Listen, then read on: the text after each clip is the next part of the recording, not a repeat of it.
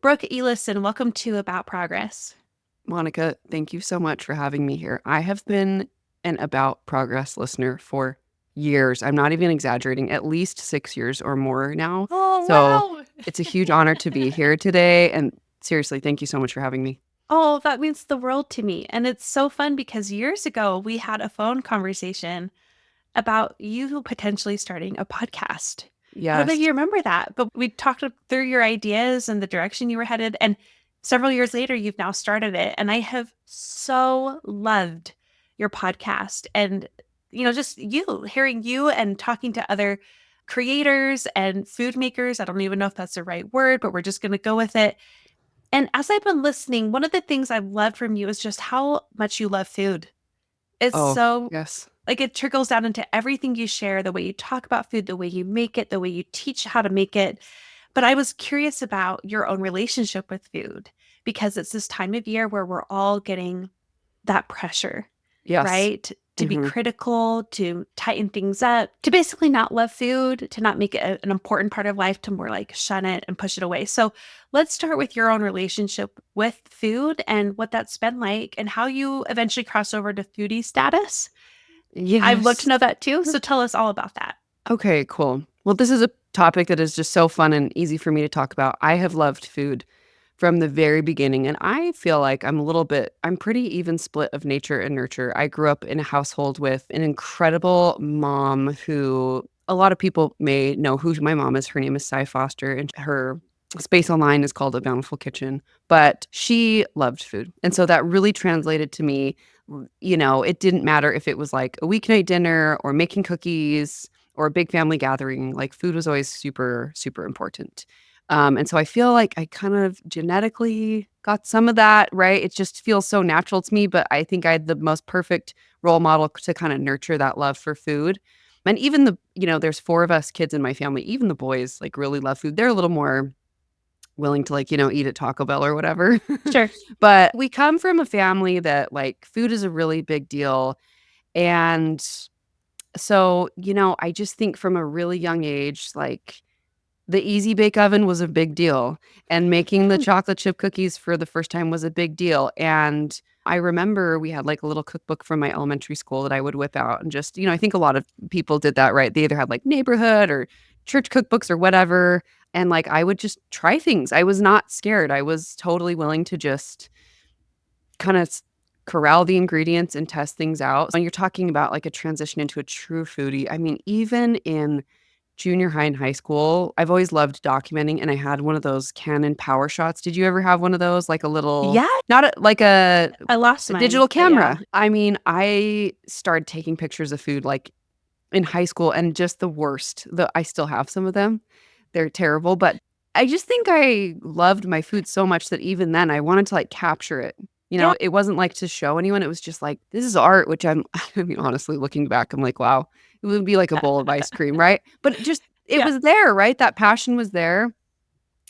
And when I mean, I think, our family, we didn't eat out a ton growing up. Periodically, when we would like go to a game or something, but once I went to school, I did a few years at Utah State University, and then I transferred to the University of Utah in Salt Lake. And what happened is I noticed that like all my spare money was going toward eating out. Yeah. And that's for me when I actually started like blogging consistently on Female Foodie. I started it in 2010 as a blog. I didn't really intentionally focus on it till maybe a few years later. And I just, for example, like Thule Bakery in Salt Lake, like I would just like The uh, best. oh, So good. so good. I'm like, over time I ate like everything in the case. And then I really enjoyed like trying all these restaurants, and like shopping wasn't a big deal to me, right? But like if I could go to a new restaurant, that was pretty exciting. So that's kind of how it, came. And I've had seasons of my life, right, where eating out is just not as feasible. So even as like a freshman in college, I just loved to cook. And my roommates did, this is kind of snarky, but my roommates had like a meal rotation. I didn't want anything to do with that because I wanted full control over like testing new recipes and trying things. And I was always happy to share too. But yeah, I'm the kind of person that I think about what I'm going to eat like days before and sometimes during another meal. And I love, Monica, too, the way you kind of segued into this topic because I do think it's very ingrained in our society, and it's very natural, especially after the indulgent holidays, for people to panic and feel like, got to get on that diet, got to, get ready for swimsuit, spring break, or whatever it is. Well, and that's what we want to talk about. Like those people who are in that place where maybe they're feeling that draw to heal their relationship with food. Maybe they want what you have, right? In terms of feeling like that comfort with it, that love with it, that appreciation of it, also the artistry of it, and I'd even say the fun of it, right? They want that, and they want that to push against everything else that is flooding them right now. And I want to know first, if as we're going to speak to them on that, like how to make that more possible for them. Like, did you ever have some moments where, are the diet culture that we live and breathe in, did it ever push against or challenge that foodie identity for you? Or was that just something you always felt pretty strong in? Oh, I love that question. First and foremost, I feel like the biggest gift I was ever given by my food loving mother was just, she is the epitome of an intuitive eater. She is. Health is important in my family too. I mean, I'm not trying to suggest we just had like biscuits and gravy every night, and these just indulgent and unhealthy foods. I mean, my mom really tried to always have on most nights something green on the table. Certainly she focused on nutrients and providing nutritious meals, but dessert was important too. Yeah. And the food tasting good. I mean, we wouldn't ever dream of, my mother would never have dreamed of like putting something on the table for caloric or dietary reasons if, over like taste, right? Oh, That just yeah. like was never even a thought of, and food was never the enemy.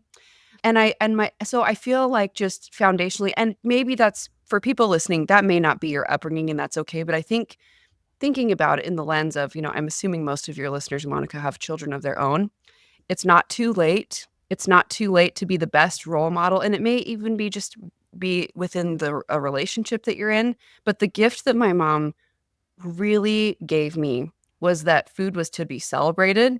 Uh, It wasn't the enemy. And that a woman's body is not, for most of us, because there's some people that they just tend to be lean and that's beautiful. But for most women, we are curvy. And if you go to these art museums in Europe, the women are not skin and bones. They're yeah. fertile and they're curvy. And I have a memory of, I don't know how old I was. I could have been in high school, honestly, which is kind of sad. But I remember like I probably had like a sports bra on or something, but I made a comment about not liking like some of the fat on my back or just the curviness of it, right? And my mom just looked at me and she wasn't rude. She never reprimanded me, but she said, "That's a woman's body." And that moment has always sat with me because it was like a moment of respect also. I think that our society has really helped us view our bodies as just garbage.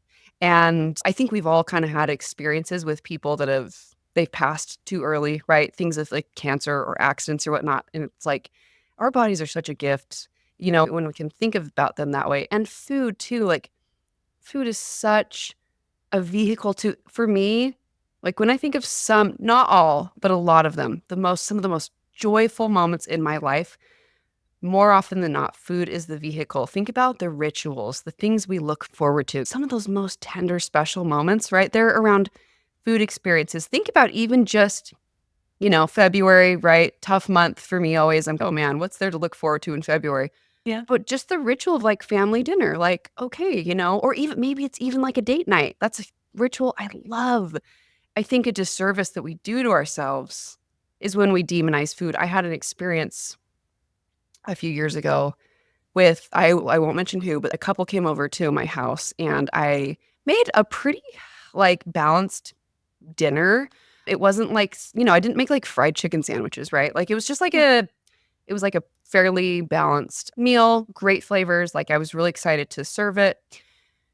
And then I made cookies because duh, like I love cookies and cookies are so good. And I think this happens a lot and I don't think people are ever trying to be malicious, but this particular woman kind of looked at the cookies and, oh, well, I guess it's a blow at meal.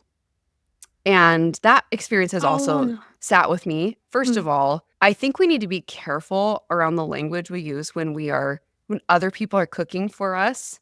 I've seen people that I know for a fact, either because of dietary restrictions or preference, they just say either no, thank you, or they take some for later. So, first of all, I just think we need to be careful about when we demonize food, how rude it is. I mean, and I've let this go, but an experience that sat with me. But also, like, what that does for the room. If you're with a group of girlfriends and you're all like getting ice cream and like one or two people are like, I'm not going to have that, like, what does it do? Yes. And Yeah. I'm not saying you need to make choices based off of peer pressure, but like, there's a thoughtful way to say things. But I've thought so much about that because I've thought about, wow, like, I've never looked at a cookie and thought, oh, my day, it's a blow it day. The day is ruined. Yeah. And I think, Monica, I think that's how so many people look at food. Do you think that Yes. as well? I think if not the high majority, that definitely the majority. Like even if it's a slim majority, I think most women especially view food that way. And I think it really goes back to the culture that we were raised in. I mean, we were raised in the skinnier the better culture. Yeah. And I was talking to someone else about how deep that goes. Even if you're like a grown woman now and you see things differently and you've shifted a lot of your relationship with food, you still have that part of you that thinks skinnier is better and that food is not something to be enjoyed. It's bad if you see it as an important part of your life. It's like a shameful thing. I think you're right. And it's interesting how I think we all have those kind of experiences where it brings down the moment, the Yeah. joy, you know? So I hope that can be instructive for all of us as we're listening, just what we want it to feel like. And it actually leads to my next question for you. You know, if food was never the enemy for you, which I think honestly shifts the way you interact with it. And I just was curious about your thoughts on that. Do you see that happening? Like when you welcome food as like a beautiful celebrated part of your life, a gift, a source of fun, enjoyment, all those things, have you seen that for others too, that it shifts the way you even engage in it? Like it gives you Yes. freedom to eat differently.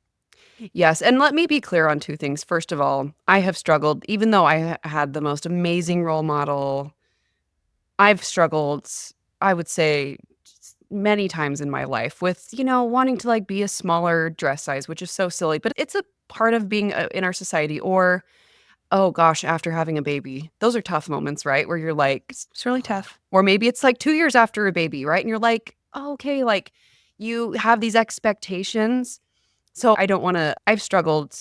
And I appreciate hearing that, honestly. It helps yeah, to know, like, you know, even if you're working on healing that part or you've healed a lot of that part, you never even really struggled with that part, it still can be pressured. totally. And Yeah. if I'm being honest too, I think it's a lifelong pursuit. And I think health, and this is the other thing I wanted to call out, is health is super important to me too. Mm-hmm. So I think the thing that we're kind of talking about, Monica, it's not an easy place to get to, but I think it's a great place once you can arrive, because what you can do is you can take care of your body, you can feel good, but you also aren't at family dinner and everyone's getting ice cream but mom, and your kids are looking at you like, what about mom? Right? Like, Mm-hmm. or you're not like missing out on some of those experiences with joy. But to answer kind of the question, something I've heard over the years, and I've kind of have mixed feelings, but I actually agree with it, is I've heard a lot of people that are especially in the fitness industry, say it's about loving yourself. And gosh, that sounds like the most fluffy thing, right? It's like, just love yourself to a six pack. Yeah. And I'm like, oh, how convenient. But I really think, first of all, you got to look at, what are your goals? Like, and not just, I'm not talking like fitness goals. What's your goal? Let me tell you what mine are. My goals, I'd love I to want to hear. feel healthy. I did a really great hike with some girlfriends this year. It's called the Enchantments in Washington. It's like a 22 Wow. mile hike. I know you love to hike too, Monica. Yeah. That to me is like, I want to be able to do stuff like, I want to be able to pick up. I went on a walk with my kids today. I hoisted them up to touch the stop sign. I want to feel good in my clothes. I don't think there's anything wrong with that. But I also want those food rituals. They're a big deal to me. I want Yeah. food to be a big part of my life. And so for me, the shift is like, I'm not a calorie counter. It's about learning about what makes me feel good. Mm-hmm. And let me assure you, like, a chocolate chip cookie makes me feel really good. Now, 8 chocolate chip cookies, it doesn't make me feel good. I think a lot of the things I'm alluded to, they do go back to that Mhm. intuitive eating, which did you talk about that on your podcast back in the day? Yes, Okay. yes. And a lot of those principles, whether it's intentionally or not, I kinda go back to because I think they're such great guiding principles. But yeah, just to kind of wrap up this thought, I host these food tours to Italy for women, which is such a privilege. It's so cool to have these women that seriously they leave just they're like some of my dearest friends. But we Yeah. had one girl come and she on the first night made a comment about like not being a foodie. And I kind of thought, okay, I was like, well, you're in for a treat this week, we're gonna Yeah. have some fun. And by the end of the trip, she just talked about how she had never been around so many people that loved Yeah. food so much, and it was really, like, this life-changing experience for her. She talked about, like, just that shift of going from, like, food is the enemy and, how can I just, like, hurry and put something down the hatch and move on to, Mhm. like, And not think about it too much yeah, or like, this is a ritual and, "Oh my gosh, we're going to this restaurant in 3 days and how exciting," and, "Oh, like, what did, like, the person that made this dish do?" So, kind of just to reiterate, like, I think it's a mindset shift of, like, just loving yourself, whether it's salad or cookies, like, we need to be nourished, and so just being comfortable, like, trusting yourself, I think, Mhm. is what I'm getting at. And that's actually what I wrote down while you were describing just your life goals and how, yeah, it's not an either or thing. It's not either you're a foodie or you take good care of your health. It's both. It's how embracing food as a part of your life enables you to engage with it, meaning eat it in ways that help reflect both, like how that can be a full and beautiful thing. It's not an either or thing. And that's why I love your food tour so much. You're totally on my bucket list because I always think about my study abroad that I went on that was life changing. But do you know what I was thinking about the whole time? Oh, no. Like, Yeah, just, calories, gaining yeah, weight, yeah. yeah. To the point where I was dreaming about food all night because I Mhm. wasn't eating it during the day. Like I wasn't allowing myself to have a baguette with dinner or a dessert after with everyone, or it wasn't my treat day, so I couldn't have the biscuits, that this is in Right. London. And I want to go back. Like I want to go back and I want to have a different experience. And when I say go back, I mean like anywhere international. Because one of the big parts of brought up intuitive eating, one of the big parts of healing from my eating disorders was actually welcoming food as a beautiful, wonderful part of my life and rebuilding my trust with it. And as part of that, allowing myself to enjoy it and love it, which Mhm. I think is hard when you've had so many Yeah. years and pressures of it being seen as bad, you know? Yeah. I had so it's been a year now, but I now have a daughter, which I feel like Mhm. has, like, Yeah. changed my world because I have 2 Mhm. boys and then I have a daughter, and I think a lot of times about, like, well, what would I want for her? Would I want my daughter to just eat everything she sees in sight and just completely? Because I actually don't agree. There's a big movement right now about just if Yeah. it feels good, do it, and if it It's a big just misunderstanding on intuitive eating yeah, that way too, right? yeah, like, just impulsivity.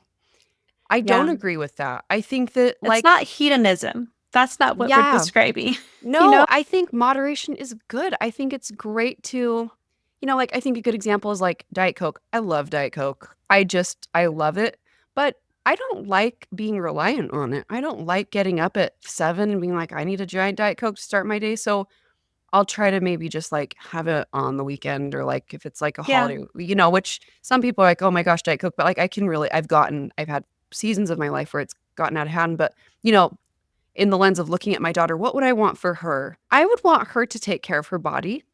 I would want her to exercise and find something she loves, right?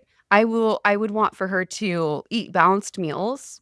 I wouldn't want for her to count every last calorie. I wouldn't want for her to do a study abroad in England and deprive Yeah. herself of some of the best foods. And so I think Mhm. too, something that's been a gift for me is like giving myself that same compassion and maybe similar expectations. Like, I think it's good to challenge ourselves a little bit, right? And for me, like something I've tried to do, I signed up for a CSA this year. Yes, I've loved And seeing your boxes that you've been getting. it's Yeah. been it just ended last week. And Oh, that's CSA is mhm, community supported agriculture, and it's available anywhere. You just find like a local farmer and you sign up for their boxes. And what it did for me is like it was a positive shift. Instead of I need to eat less bread, I need to eat less, whatever. It mhm. was I want more vegetables. And it challenged me. I was getting some rogue things like lots of bok choy and Yeah. garlic scapes and Mhm. eggplant. And what it did was it like really challenged me. Like, let's figure out how to love these things. I love to say how I need more vegetables. Let's actually do it. So, yeah, going back to that point, I just think like, you know, looking at nutrition and health and food through that lens of like, how do I want my daughter Mm. to approach these things is what I hope to kind of expect and hope for myself as well. So we've been talking about how the way you view food changes your relationship with food. And since you've led so many tours in Italy, what has that taught you about that relationship? Because so much of the problem that we're bringing up right now is very United States based, Oh, right? yes. So, how has that shown you this power of how having a different relationship with food helps you engage with it differently? Totally. I think just when you look at food as something beautiful, then it becomes like a beautiful part of your life, right? And if you look at it as like the enemy, then it becomes a negative thing in your life. And as I've really had just a really cool opportunity to really immerse myself in Italian culture, which I would venture to say is one of the best countries in the world when it comes to the way they interact with food. I've learned so much. The Italian people specifically, they first of all, meals are never like this rushed thing, okay? Yeah, They don't walk and eat. I mean, maybe if they have like a gelato, they'll like kind of stroll and eat, but like sure. they do not like grab Hmm. a piece of pizza or a sandwich and like walk and hustle to work. So it's like it's a very sacred part of their day.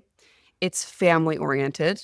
So meals are times where not only are mom and dad, aunt and uncle, grandma there, but also like the children. And that means even if it's late at night, like it's important. Yeah. Everyone's going to be there. And then also something too, Monica, that like I really have learned is that because this like food is so important in Italian culture, is that they have self-respect.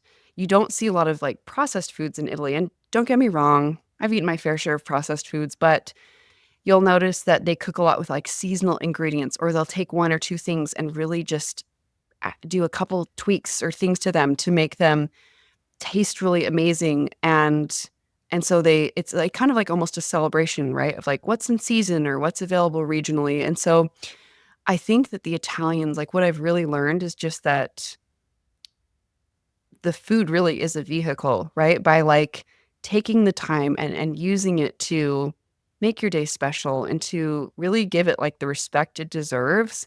It's a vehicle to like bringing joy and meaning and fostering those really beautiful connections. And it goes from just, inhaling something, throwing down a protein shake or whatever, which I've had plenty of those, but it takes food from either the enemy or maybe even not even the enemy, but just something rote, kind of lifeless to like it kind of breathes life into the monotony of our day-to-day routines. Yeah, I loved your interview on That Was Delicious with, is it Giuseppe? Like, I was trying to look up his name really quick. I always get Her this name. wrong. He was the Italian on the British Bake Off. Yes, Giuseppe. He was Giuseppe season 4, or not 4, gosh, season 12, sorry.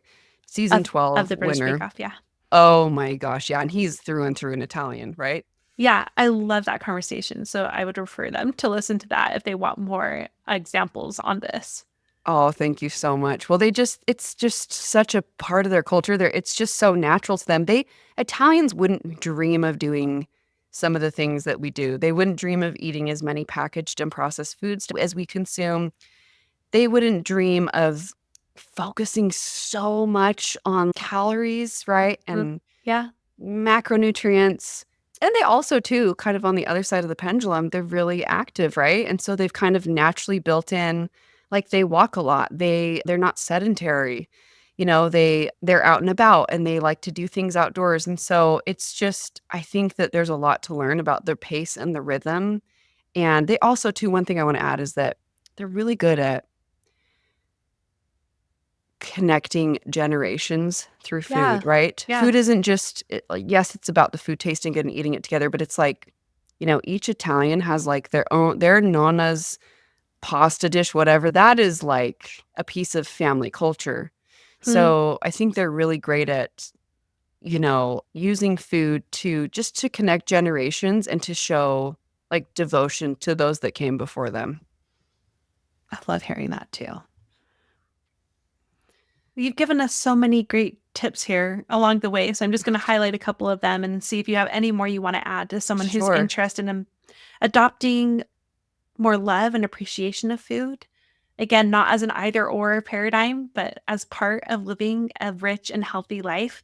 You've talked about shifting your mindset towards food, seeing it as a gift and something to be celebrated, to acknowledge your bigger life goals, including how you want to feel in your body and how you want to engage with food, and to lead with compassion, just like you talked about with your daughter, just modeling that compassion towards all of it. Is there anything else that you would recommend if someone's like, okay, I'm ready for this shift? Yeah, I think, it's so interesting, Monica. I'm a think ahead person and I'm always thinking ahead about like, well, what am I going to care about in 5 years, in 10 years, or Hmm. at the end of my life? And one of the most impactful pieces I ever read online was by you. Ironically, it was this Here Lies Monica. She had a great body. Yeah, And I probably my swear, only viral post. you still have it online. Yes, yeah, it's somewhere on there. Yeah, Oh, I saw this.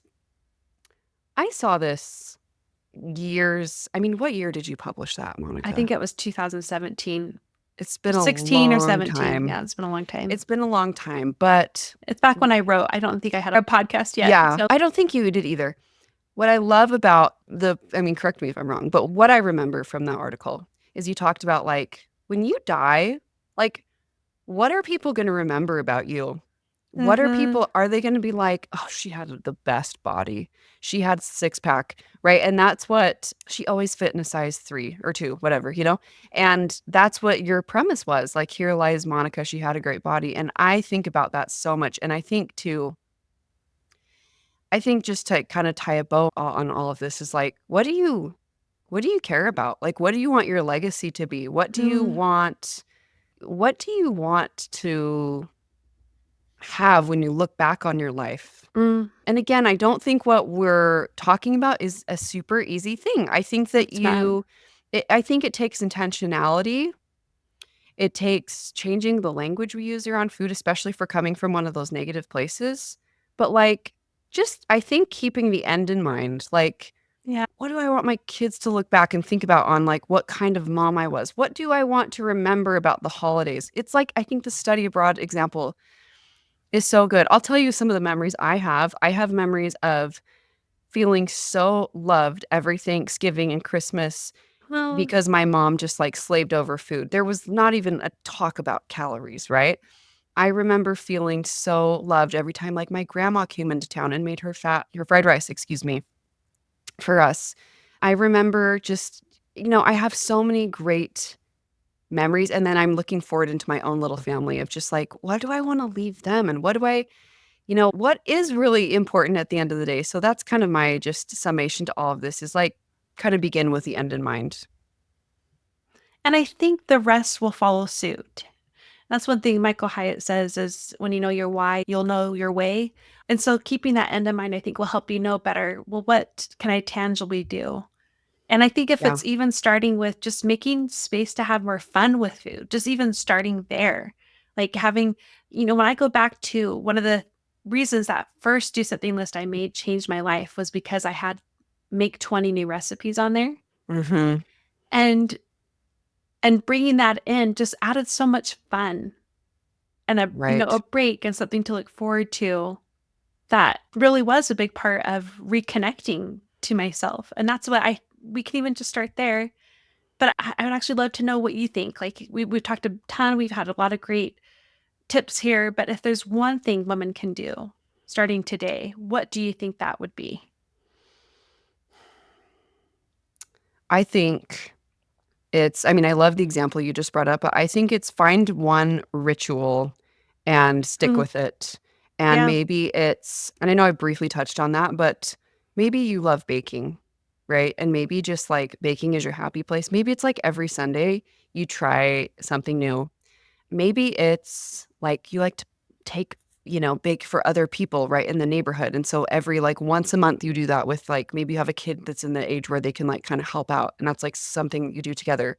Or again, maybe it's a date night. I would just pick one thing that you know that love that like kind of feeds that part of your soul. I think we all know what we're talking about, where it Hmm. kind of lights you up, makes you feel light, brings you back to kind of almost like feeling like a child again. I'm pretty good at this with food, but a recent experience I have is like I've been taking tennis lessons and Oh, yes. I'm terrible at it, but it's the wildest thing, Monica. Like Yeah.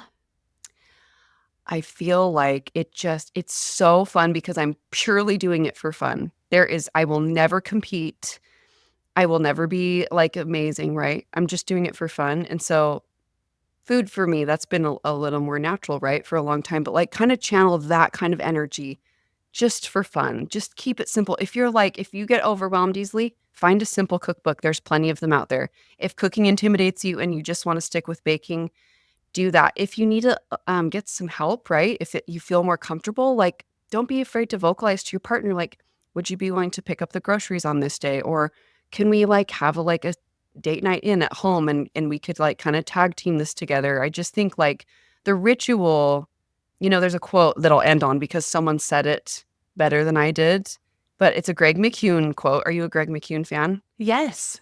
So Yeah. He's a, he says in his book Effortless, our rituals are habits with a soul. And I think that's what we're mm, alluding to with food is like bringing the beauty and the wonderment and the passion back into it. there's no better note to end on than that. Brooke, where should they go if they want to get into all things foodie and female foodie at that? Well, we'd love to have you join us. I actually recently just transitioned to a Substack.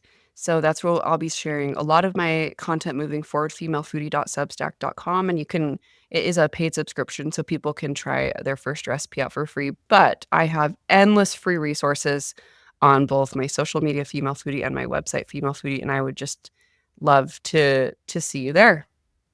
We'll also link to your podcast and your Instagram in the show notes. This has been brilliant. Thank you so much. Thank you, Monica. It's been a privilege to talk about something that I think is really important. So thanks for inviting me on. Oh gosh, that means so much to me. Okay, perfect.